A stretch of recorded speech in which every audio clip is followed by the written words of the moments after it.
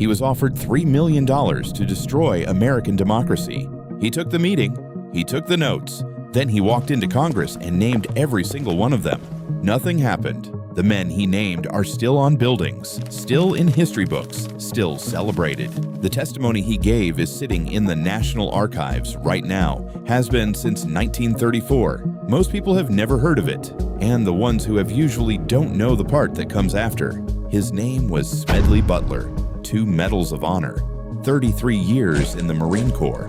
By 1934, he was the most decorated soldier in American history, and someone decided he was the right man to lead a fascist takeover of the United States.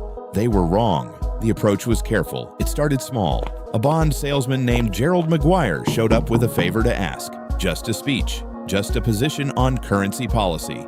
Nothing serious. Butler declined. McGuire came back. The ask got bigger. The money got bigger. And then in a hotel room, he finally said the quiet part out loud.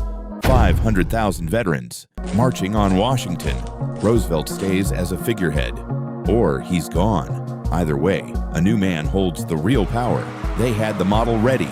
Mussolini, Hitler, a French veterans movement that had just forced its own government to its knees. McGuire told Butler they'd already done the research. This had worked in Europe. It would work here. $3 million was already committed. Here's what McGuire didn't know about Smedley Butler. By 1934, Butler had concluded that his entire military career had been a fraud. 33 years of deployments: Cuba, the Philippines, Haiti, Nicaragua, China, France. And he'd come to believe almost every one of them had been fought not for national security, but for corporate profit. He'd written it down, published it. I was a high-class muscle man for big business, for Wall Street, and for the bankers. The Wall Street plotters had chosen the one general in America who already hated them. Butler went to the FBI, then to Congress. The McCormick-Dickstein Committee convened in November 1934. Butler testified under oath. He named names, gave dates, gave amounts. A journalist named Paul French independently confirmed the approach had been made. The committee investigated, confirmed the plot was real, then released a public report with most of the names removed. Read that again. They confirmed the conspiracy. They confirmed it was a serious threat to the government of the United States. And then they quietly took the names out before the public saw it. The classified version of that transcript has never been fully released. We know it exists. We know it's longer than what was published. We don't know everything that's in it. So who are these men?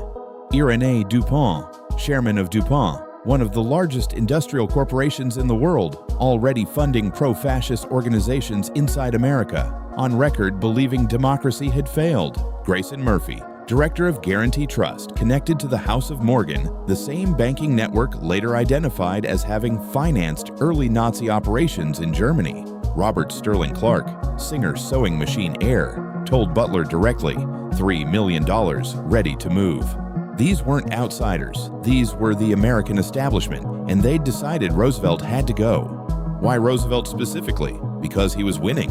5 months into his presidency, the New Deal was already reshaping the economy. Taxes on the wealthy were rising. Financial regulation was tightening. The gold standard, which had protected the value of their assets, was being abandoned. These men had spent decades building systems that worked for them. Roosevelt was dismantling those systems, publicly, enthusiastically, with a massive popular mandate behind him. They weren't just angry, they were afraid. Here's the detail most versions of this story skip. The American Liberty League, the public face of this network, didn't dissolve after the plot failed. It kept operating until 1940, kept spending, kept funding anti-Roosevelt candidates and media. And several of its members maintained active financial relationships with fascist governments in Europe throughout this period. DuPont held German chemical contracts. Prescott Bush, father of one American president, grandfather of another, was a director of a bank seized in 1942 under the Trading with the Enemy Act for financing Nazi Germany. The coup attempt failed. The network that built it did not disappear. Roosevelt knew who was behind it. He never said so publicly. Naming them would have started a war he wasn't sure he could win, not militarily, but legally, financially, institutionally. Instead, in his 1936 re-election speech, he said this: Never before in all our history have these forces been so united against one candidate. They are unanimous in their hate for me, and I welcome their hatred. He won 46 of 48 states. The men who'd tried to remove him watched the returns come in from their offices. No arrests followed, no prosecutions. McGuire, the go-between, denied everything and died in 1935 before the investigation could go further. Without a paper trail, without signed agreements, without a money transfer on record, the case rested almost entirely on Butler's testimony, which the committee believed, which they confirmed, which they then declined to act on. Butler spent the rest of his life giving speeches about what he'd seen, not just the plot, but the 3 decades of military deployments he believed had been conducted in service of corporate profit rather than national interest. He died in 1940. His memoir is still in print. The men he named are still commemorated on buildings, hospital wings, university endowments, corporate headquarters. History didn't forget them, it just reframed them. Here's the question this story actually asks. The plot failed because of one man's conscience. One general who took the meeting, gathered the evidence, and walked it into Congress rather than cashing the check. What does it say about the system that the system still couldn't close the case? The testimony exists. The names are in the record. The classified supplement is still not fully public.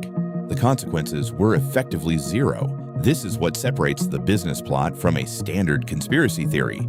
It isn't disputed. It was confirmed by a congressional committee in 1934. It's in the Library of Congress. It's in the National Archives. The donor records of the American Liberty League are publicly accessible. The reason it feels like a conspiracy theory is because the outcome, no prosecutions, names removed from the public record, network continues operating, is exactly what people expect when they say the system protects the powerful. Except this time, it's documented. The McCormick-Dickstein transcripts are in the National Archives. The classified supplement has never been fully released. The American Liberty League donor records are in the Library of Congress. Smedley Butler's full testimony has been public since 1934. Every piece of this is verifiable. All of it is accessible. Most people still don't know it happened. A group of billionaires tried to install a fascist dictator in the United States. A single soldier stopped them. The government confirmed it happened, then protected the men who did it. That's not a theory. That's the record.